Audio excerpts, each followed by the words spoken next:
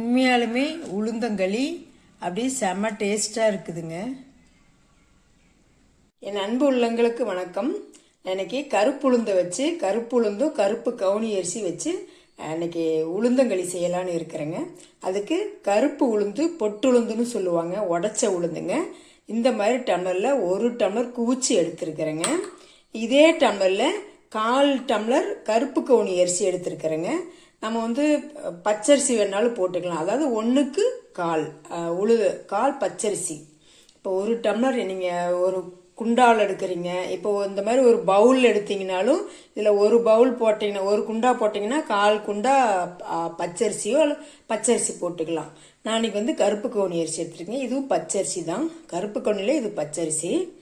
அப்புறம் சுக்கு பொடி 1 ஸ்பூன் போட்டிருக்கிறேங்க. ஏலக்காய் பொடி கொஞ்சம், ஒரு பிஞ்ச் சால்ட்டு. அதாவது நம்ம எந்த ஸ்வீட் செஞ்சாலும் சால்ட்டு கொஞ்சமாவது போடணும், அப்போ தான் அந்த இனிப்பு வந்து நல்லா தூக்கி கொடுக்கும், டேஸ்ட்டாக இருக்கும். அப்போ இதே டம்ளரில் நான் 2 டம்ளர் இது வந்து கருப்பட்டி எடுத்து வச்சிருக்கிறேங்க. அதாவது டம்ளர் உளுந்துக்கு 2 டம்ளர் பனங்கருப்பட்டி எடுத்துக்கோங்க. 1க்கு 2 எடுத்துக்கோங்க. அல்லது உங்களுக்கு இனிப்பு கொஞ்சம் கம்மியாக வேணும் அப்படின்னா கொஞ்சம் ஒரு 1/4 டம்ளர் குறைச்சிக்கலாம். நாங்கள் இந்த உளுந்து களிக்கு வந்து நல்லா இனிப்பாக இருந்ததாக நல்லாயிருக்கும். நான் 1க்கு 2 போட்டிருக்கிறேங்க. இப்போ நம்ம இந்த கருப்பு கவுனி அரிசியும் கருப்பு உளுந்தையும் நல்லா வறுத்துக்கிட்டு வந்துடலாங்க. நல்லா அந்த கலர் மாறுற அளவுக்கு நல்லா வாசம் வரலும் ட்ரையாக வறுத்துக்கலாங்க. இன்னொரு பொருள் சொல்லாம விட்டுட்டேங்க, நெய் எடுத்துருக்கிறேங்க. நான் நல்லெண்ணெய் ஊற்றிக்கலாம். நீங்கள் நல்லெண்ணெய் இருந்துச்சுன்னா நல்லெண்ணெய் ஊற்றுங்க. நான் வந்து இன்னைக்கு நெய் ஊற்றி தான் செய்கிறேங்க. அதனால் நெய் வந்து ஒரு 75 கிராம் நெய் எடுத்துருக்கிறேங்க. நீங்கள் நல்லெண்ணெயாக இருந்தால் 100 கிராம் நல்லெண்ணெய் எடுத்துக்கோங்க. இப்போது கருப்பு கவுனி அரிசியும் கருப்பு உளுந்தையும் 2 ஒன்றாவே போட்டு வறுக்கலாங்க. அடுப்பு வந்து நல்லா சிம்மில் வச்சுக்கோங்க.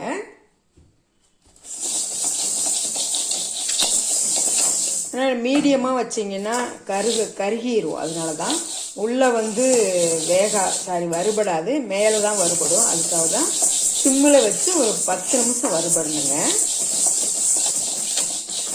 நான் வறுத்துட்டு காட்டுறேன் உங்களுக்கு. இந்த மாதிரி உளுந்து அரிசி நல்லா வறுபட்டுருச்சுங்க. வறுபட்டால் அந்த உளுந்து வாசம் அரிசி வாசம் நல்லா கம்மன்னு வரும். இப்போ பார்த்தீங்கன்னா உளுந்து பார்த்தீங்கன்னா அந்த கலர் வந்து கொஞ்சம் இந்த மாதிரி சேஞ்ச் ஆயிடணுங்க.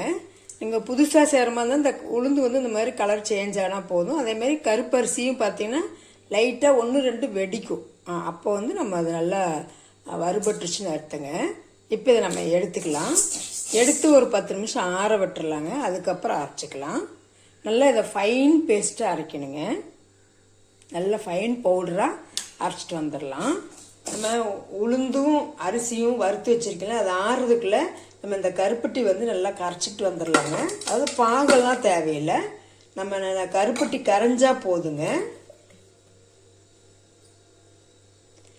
இது ஒரு 1/2 டம்ளர் மட்டும் தண்ணி ஊற்றிக்கலாங்க, அதிகமாக தண்ணி வேண்டாம்.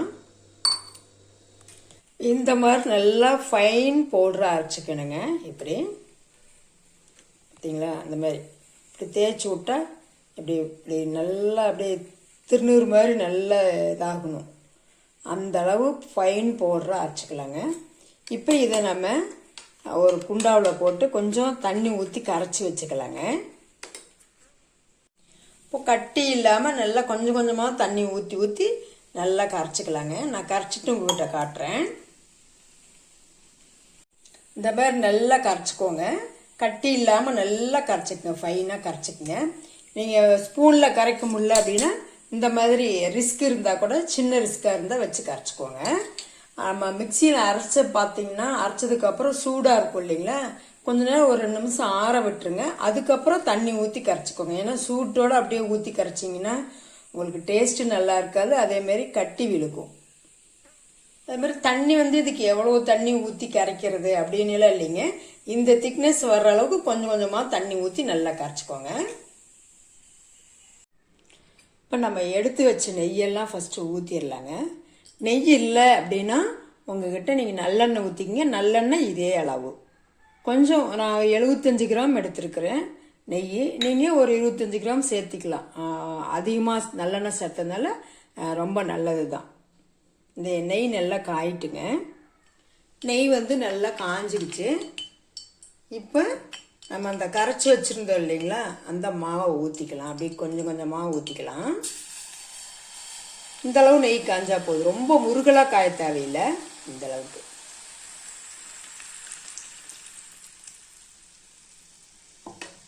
நம்ம அந்த குண்டாவை வந்து நல்லா கொஞ்சமாக தண்ணி ஊற்றி கழுவி ஊற்றிக்கலாம். அடுப்பு வந்து சிம்மில் வச்சுக்கோங்க. எக்கான கொண்டும் அதிகமாக வைக்க வேண்டாம். ஏன்னா இந்த பாத்திரமும் பார்த்தீங்கன்னா நல்ல வெயிட்டான பாத்திரமாக வச்சுக்கோங்க அடியில், இல்லைன்னா அடி பிடிச்சிக்கும். அதுக்காக தான் ரொம்ப சிம்மில் வச்சு நல்லா கிளறுங்க. ஒரு 2-3 நிமிஷத்துலேயே நீங்கள் வந்து வெந்துக்கும். ஏன்னா நம்ம வறுத்து போட்டிருக்கிறோம் இல்லைங்களா, அதனால் வறுத்து ஃபைனாக அரைச்சிருக்கிறோம் இல்லைங்களா, அதனால சீக்கிரம் வெந்துக்கும். ஒரு 2-3 நிமிஷம் நல்லா பிடிச்சி நல்லா கிளறுங்க.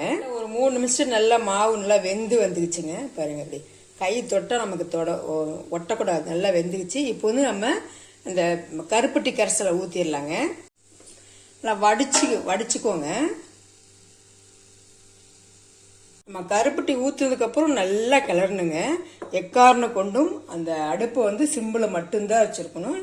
அடுப்பு வந்து நீங்கள் ரைஸ் பண்ணிடாதீங்க. மீடியமாக வைக்கலாம். கருப்பட்டி ஊற்றிருக்கிறோம் அப்படின்னு சொல்லிட்டு மீடியமாக வச்சிடாதீங்க. சிம்பிள் மட்டும்தான் வைக்கணும். கடைசி வரலும் நம்ம நல்லா கிளறுங்க, கட்டி இல்லாமல். இப்படி கிளறாதீங்க, இப்படி ரிவேர்ஸில் கிளறுங்க. அப்போ தான் கட்டி விழுகாது. இப்போ நம்ம இந்த ஸ்டேஜில் கொஞ்சமாக உப்பு எடுத்து வச்சுருந்தோம் இல்லைங்களா, அதை மட்டும் போட்டு நல்லா கிளறிக்கலாங்க. பாருங்க, இப்போவே நமக்கு வந்து நம்ம ஊற்றின நெய்யெல்லாம் வெளியில் கொஞ்சமாக அப்படியே கசிஞ்சு வரணுங்க. இப்போவே லைட்டாக கசிஞ்சு வருது. இப்படி வேகிறதும் பார்த்தீங்கன்னா இப்படி இப்படி மொட்லி போட்டுட்டு வருது பாருங்க. இப்போ நல்லா பொங்கி பொங்கி வருது பார்த்தீங்களா, நல்லா வெந்துட்டு வருதுன்னு அர்த்தங்க. இன்னும் ஒரு 2 நிமிஷம் நல்லா வெந்துடும். இப்படி வந்துச்சுனாவே நல்லா பார்த்தீங்களா, மொட்டு பாருங்க, நல்லா பபிள்ஸ் வருது பார்த்தீங்களா. இப்படி வந்துன்னா நல்லா வெந்துக்கிட்டு வருது அப்படின்னு அர்த்தம். இப்போ நம்ம கடைசியாக ஏலக்காய் பொடியும் சுக்கு பொடியும் போட்டு கிளறிக்கலாங்க. நமக்கு கருப்பு கவுனி அரிசியும் கருப்பு உளுந்தும் கலந்த நமக்கு களி வந்து ரெடி ஆயிடுச்சுங்க. இது வந்து பார்த்திங்கன்னா அந்த குழந்தைங்கள்லாம் வந்து ஏஜ் அட்டன் பண்ணுங்க.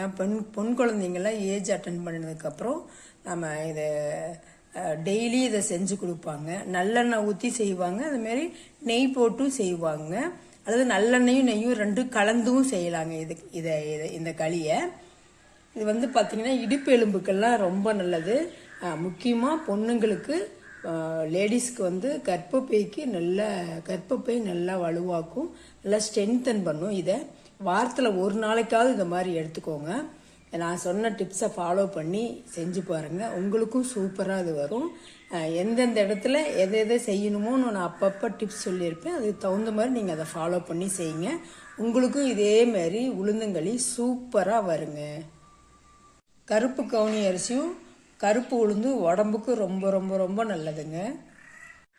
இந்த களியை நம்ம ஃப்ரிட்ஜுக்குள்ளே வச்சு தான் சாப்பிட்ணுங்கிறது இல்லைங்க. வெளியிலேயே வச்சுருந்தாலுமே 2 நாளைக்கு கெட்டே போகாது. ஏன்னா நம்ம வந்து வறுத்து அரைச்சி நம்ம நெய்யில் நல்லா கிளறி வச்சுருக்கிறோம். அதனால் வெளியிலேயே வச்சு 2 நாளைக்கு சாப்பிட்லாங்க. நான் சொன்ன அளவுகள் படி நீங்கள் போட்டிங்கன்னாவே ஒரு 4 பேர்த்துக்கு தாராளமாக நல்லா சாப்பிட்லாம். கொஞ்சமாக போட்டாலே போதும். புதுசாக செய்கிறவங்களும் அந்த அளவுக்கு செஞ்சு பார்த்தீங்கன்னாவே உங்களுக்கு ஈஸியாக வந்துடும். இதை நல்லா செஞ்சு பார்த்துட்டு நீங்களும் அவங்க உடம்பு வந்து நல்லா வலுவாக்குங்க. கை கால் வலி, மூட்டு வலி, கால் வலி சூப்பராக எல்லாம் ரெடி ஆயிருங்க. களியும் காளி, கை கால் வலியும் காளிங்கிற மாதிரி சூப்பராக சரியாகுங்க.